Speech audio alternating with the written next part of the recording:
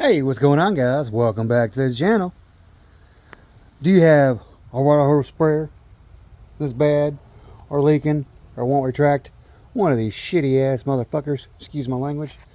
In this video, I'm going to show you how to replace it. First thing you do is take this shitty motherfucker and take it off. Alright guys, once you got this shitty motherfucker off, throw it in the trash. Then you take a brand new one here and install it on your hose. Alright guys, once you got this one installed on your hose, your brand new one, take your little ribbon here, yank it off.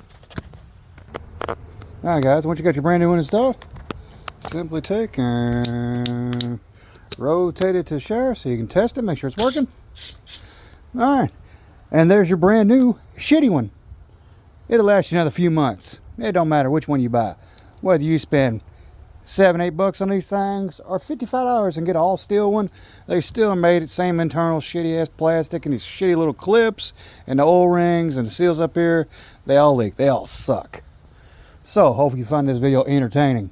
Y'all have a great day. Subscribe if you ain't subscribed. Hit the thumbs up button. Comment down below.